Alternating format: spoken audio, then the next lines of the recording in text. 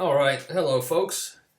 This is going to be our main theoretical lecture for the day, and we're talking about resistance. Resistance is futile, says the Borg. But however, we're going to talk about something else about resistance. So, for definitions, let's look at some definitions. Electrical current. This is stuff that comes through the wires into your house. Gives you a little bit of a shock. So, a current is defined as the rate of charges passing a given area in a time period. And the units is going to be amps or ampere. Ampere is named after French scientists who initially worked on electricity. And it's usually also defined as coulombs per second. Now, area is usually the cross section of a wire. Thicker the wire, the higher the charge you can carry, and more current. So I is going to be equal to the change in charge over the change in time. So this is our current. Easy, right? Now, for this part of the chapter, we're going to look at how positive charges go for current. This is called conventional current compared to what the chemists use when we look at everything, looking at electrical charges. So remember, the differences between the two branches of sciences is just a different perspective.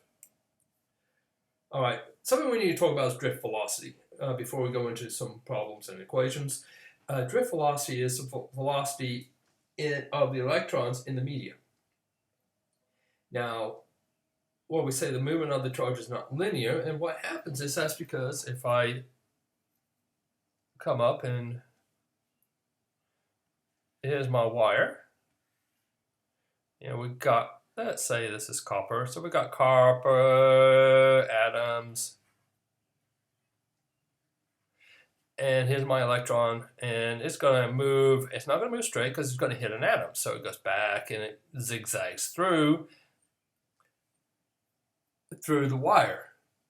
So the movement of all these electrons coming through that wire is not linear. They have to interact, and when they do interact with all these atoms, it's going to generate heat. So this is where the heat loss comes in. So when you have a lot of electrical wire and it's putting a lot of current, it's going to generate heat. And that heat can be felt at times. This is why it's dangerous sometimes if you have a short circuit. A short circuit is when you have two bare wires coming together and basically the electrons jump from one end to the other. And since there's no resistance, a lot of electrons can do that jump, and you end up with that wire being heated because of the internal friction of the electrons. So think of this as friction. You rub your hand against your hand and you generate heat, right? Because of the friction. Same thing with the electrons going through the atoms. So high enough current, you're going to generate enough heat for things to melt at that point of contact. Hence, this is why short circuits usually cause fire, because of the heat generated, and next thing you know, you've got a house on fire.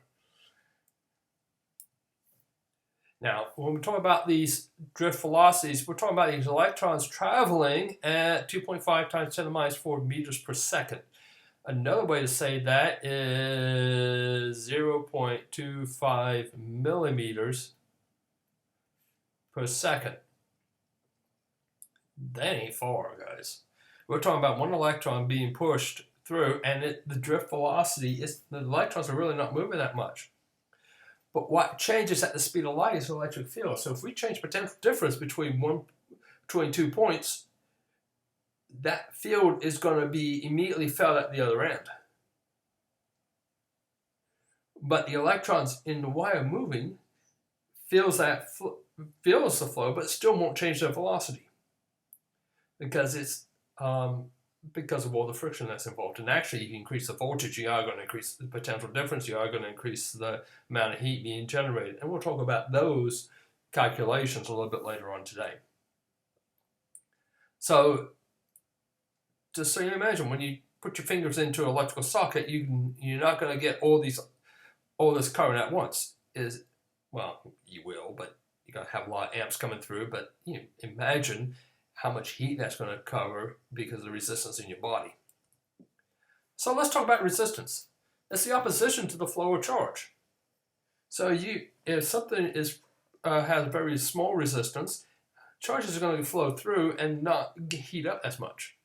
Increase the resistance, you increase in the blockage of the flow, And this is where electricians like to describe electricity as flowing like water.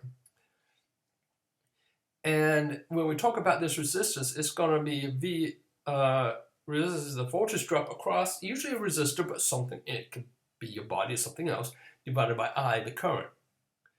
So that's what that change in voltage. And then we have the units is equal to ohms, which is volt divided by amps.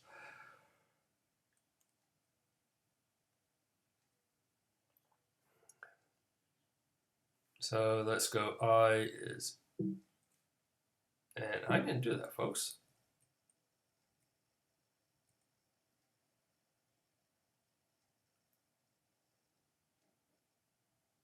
So I is equal to current, which is amps.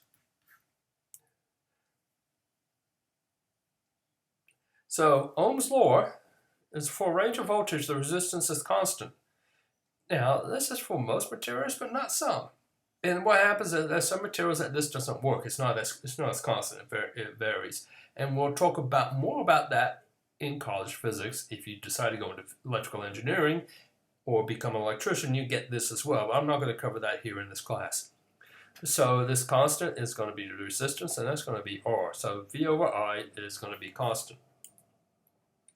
And honestly, when I had labs that could prove this and had you guys work with electronic components. So factors that affect resistance, and we've got 4 things that can affect resistance. Length. The longer something is, the more resistance you're going to have. So and this was a problem years ago when we started setting up electrical lines. Think about it.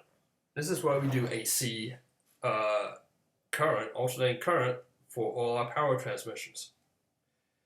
Because what we're trying to do is transmit the energy through the wire, but not the electrons. So if we had direct current that doesn't oscillate, the length, as that length of wire, the longer the length, the more resistance we're going to get, and there's going to be a point where the current will not be present because the length of the wire is too long.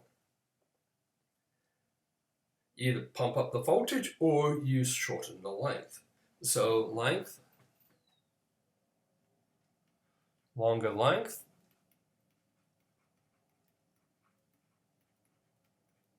higher the resistance.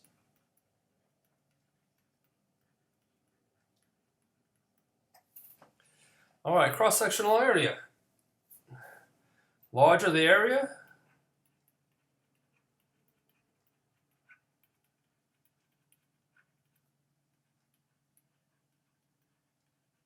lower resistance. So here's the thing: if you got a thick wire, it can carry a lot more current than something that's small and skinny. Think about trying to force water through. So if you've got a big pipe, a lot of water is going to go through that pipe per second. But if you make that pipe smaller, to get the same amount of flow, you're going to have to increase the pressure or increase the voltage drop. Same thing with wires. To keep the current the same, you either keep, as you change the wire diameter, if you go smaller, you have to increase the voltage drop. If you get bigger, you can decrease it. So the larger the surface area or cross-sectional area, lower the resistance. And inversely, if you're smaller area, higher the resistance. Materials. This should make sense. If you have something like carbon or sugar, things that are not conductive, well, they're going to have a high resistance. If you got copper, it's going to have a low resistance because it's highly conductive to electricity. So the material that we use will also affect the resistance. Temperature is a good one. And with this, when we talk about temperature, lower the temperature, lower the resistance.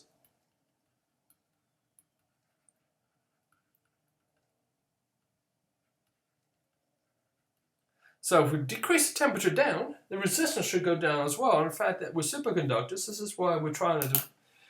We know at very cold temperatures near absolute zero, electricity can go through a wire with very little resistance. And we're trying to develop superconductors, whereas we can raise that temperature up and still have almost zero resistance. So this is why superconductors are very important. We're trying to get to that point where we can develop a superconductor that is operational at our temperatures, at room temperature, which is 25 degrees Celsius. Right now it doesn't. We can't get there. All right. Uses.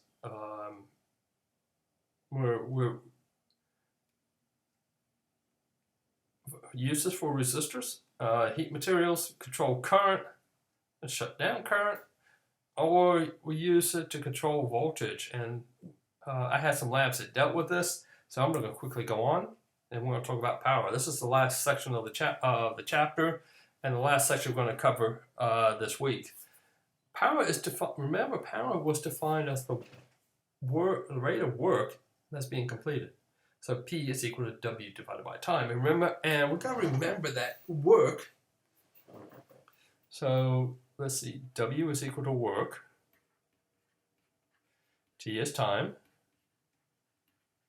And P is going to be power. And remember now, work is equal to energy. We talked about that last semester. It's that work energy theorem. And remember, it was kinetic energy, but that could be any energy. It could be potential, it could be chemical, it could be electrical. So let's focus on electrical energy. And so for electricity, we're looking at power being potential energy divided by time, because that's the electrical energy is mainly potential.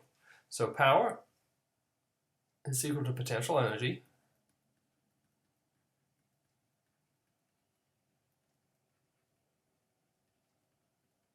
and I'm going to divide by time, so T is equal to time. Now, we're going to rearrange, we're going to talk about this, our voltage, V, so this is our potential difference.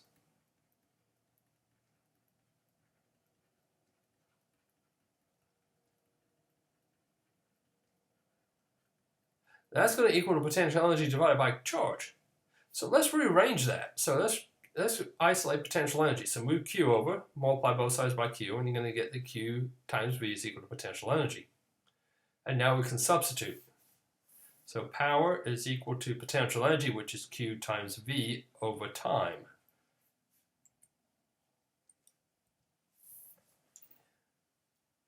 Now remember, Q divided by T is also equal to I. So let's go, which is current. So if we do the substitution, P is equal to I delta V. So remember, P is equal to Q times V over T.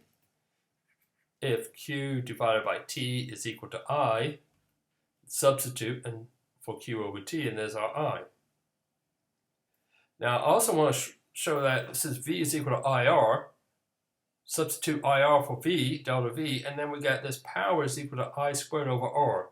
This is what we call Joule heating. So the resistance of, if you have a large current go through a very small large resistor, you're going to generate a lot of heating. This is important because we use this to indicate how much energy is lost just due to electron friction. And we're going to have some calculations based on this.